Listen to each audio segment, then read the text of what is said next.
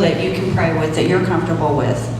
You don't have to get up here and talk, but you can sure pray with somebody at Chick-fil-A or wherever, at the gas station or somewhere.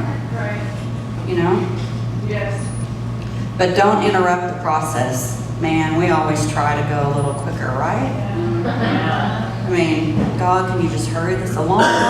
Can you just, bloom, sprout me up a little bit quicker? But there's a reason why you are in where you're at. That's just the process. But know that the promise is at the end of it. There is a promise at the end. We can't always see the process because the seeds are in the ground. But God sees all the things that are going on in our life. And we have buried things in our life that are deep down in the soil. Things that God wants to move around a little bit. Have you guys ever seen those big dirt trucks? Like all they do is just move dirt. I don't know. They just have a big pile of dirt over there and then they just move it over to there. It's like, what are they doing with all that dirt? God wants to do that in us. He wants to take some of that dirt over here and move it over there and get it out of your life. He wants to stir some stuff and he's going to uproot some stuff. Because one of the keys to blooming is just being planted and staying where you're supposed to stay. You know, someone's going to make you mad at church. Someone's going to make you mad because they didn't say anything or because they did say something. Sometimes we get mad because we want them to say something. Why didn't they tell me I look cute today? Why didn't they tell me I look like I lost 10 pounds? I get the most compliments when my hair, I think, looks awful. Your hair just looks so good today. Really? I slept on it and I just was like, spraying it and shellacking it. I'm like, you always get compliments when you really don't want one, and when you want one, you're like, well, I'll just say I look cute myself. I'll just walk by the mirror and I look pretty good today. But it's about staying.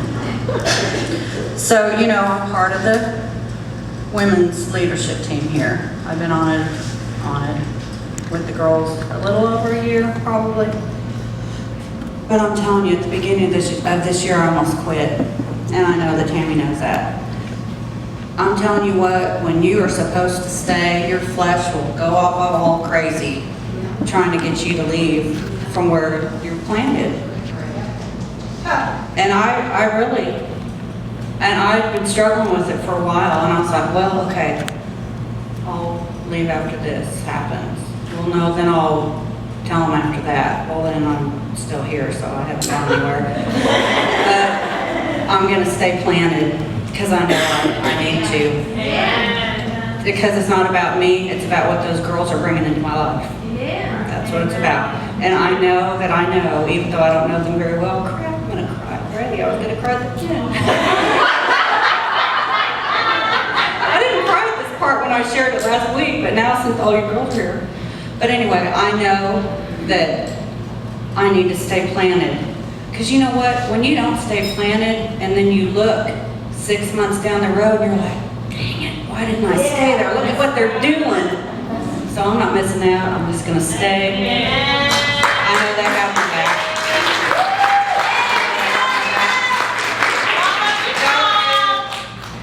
Okay. Look good, Lori. Psalm 92:10 says, but those that are planted in the house of the Lord will flourish in the courts of our God. So when you stay planted, you're not all just here and there and the dump truck's taking your dirt and you're just following everywhere. Then you're going to flourish and you're going to blossom and you're going to bloom. You can't bloom if you're digging stuff up all the time and you're just, oh, let's plant the flowers here, honey, in front of the tree. No, let's go plant them over here near the book. I mean, you're not going to have any flowers. You might as well just, lay them down and just let them die. But the things and the desires that you guys have, those were things that God gave you. Okay? Those are things that God gave you. When you see farmers, they don't just take their seed and just throw it in the wind and think, Just go on out there and plant me some corn and just let it fly around. And sometimes we do that. We do not stay planted. We get into a place, we get into a church, we get into relationships. We don't want to stay. There's reasons not to stay. I'm not saying that you know, okay, I'm being practical. But when you're in a group and you have women or friends and stuff, and God's really telling you to stay, there's a reason for you to stay. Yeah. You know, we wouldn't even eat if farmers did that. We would all be starving, right? We wouldn't have had those, whatever you guys ate out there. Anyway, we wouldn't have food because they would just throw their seed up and just hope it would land on good soil. And, you know, hey, did you water your field today? No, didn't feel like it. Didn't feel like it. I sat in, drank my coffee, watched the cows go by. You know, you got to feed your dreams. You have to water things. You have to feed. Thank God for farmers. But they plant and they water and they dig up the weeds. They get rid of the stuff. When I look at y'all with my glasses like this, you're all blurry. So just shoot broke down here. But God wants to get rid of that kind of stuff in our life. The rocks and the thorns and the things that are in there in our soil. He actually wants to dig some of that stuff up. So you'll have some pretty blossoms and some things in your life that'll bloom. I feel like I'm talking really, really fast. And there's other times when God doesn't want seeds to grow. There's bad seeds of bitterness and things that He wants to prune and cut off. He doesn't want those things to come up and be fruit in your life. So it's not always a bad thing when you plant the seeds and they don't grow. I know years ago, probably 10 or 15 years ago, I lived out of state and I was at another church. And I really, really wanted to be part of this one group. I don't even remember what it was for now, but I really wanted to be part of it. Well, they didn't ask me to be part of it. It really kind of hurt my feelings. It's like, why can't I be part of it? I could do whatever they were doing. But God really just said, I'm not letting you, because I don't want seeds of bitterness and anger and things to come up in you because you are in that group. See, God sees way ahead. We all want to be, you know, involved in things. And it might not be the right place for you to be involved and for you to plant yourself. So He saved me anger, bitterness, jealousy, whatever that I would have had if I would have stayed in that or been a part of that. And we can always see it after, right? You can always see it after oh man, I shouldn't have done that, or yeah. You can always see it after you've already been in the mess. Yeah. And God just kind of gave me a heads up. Thank God. Thank you, Jesus. Yeah.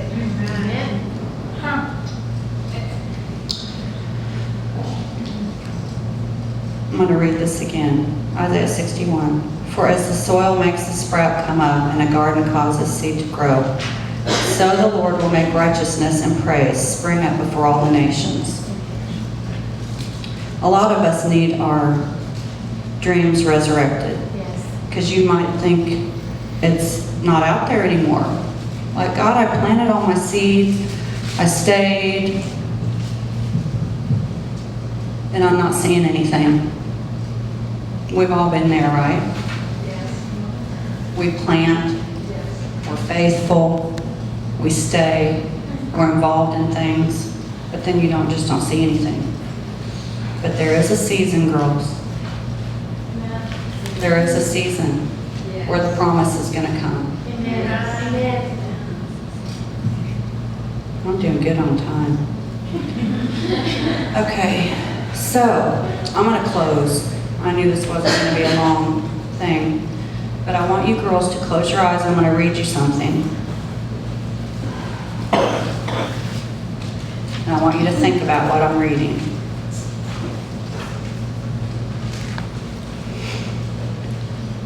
As I lay down to go to bed that night, I began to pray for my family, my daughter, my sisters, my parents, my friends. And in a moment like that, God does stuff in a moment, ladies, I began to weep. It was so wonderful and peaceful. I saw Jesus in a white robe, and we were walking together in a beautiful garden. His creation was so beautiful in all the colors, so beautiful and vibrant. Everything was in bloom, and I saw tulips of all kinds of flowers and plants. As we were walking, enjoying each other, and he was showing me his garden, then he pointed to something and said, "Remember those seeds you planted? Look over there. There they are. There's those seeds you planted." As Jesus pointed, I remember looking over to where he was pointing, and it was a full-grown bush, or some sort of flowering bush, and it was full-grown and blooming. He said, "Remember the seeds you planted. They are grown. All the old things are gone, and the new things are coming. They are blooming for you." When we plant a seed, Jesus takes it, and he touches it, and he waters it for us. I was undone. He was showing me the seeds that we planted did not fall on dry ground, but those that we plant, they come to him, and he plants them in his garden. Jesus touches all those seeds and tends to them like a gardener in his own creation. It was a wonderful reminder to not forget those seeds we have planted that are blooming. Even when we don't see with our natural eyes, Jesus is right there tending to them. The garden was so beautiful, and the presence of the Lord was so heavy. I will never forget that time.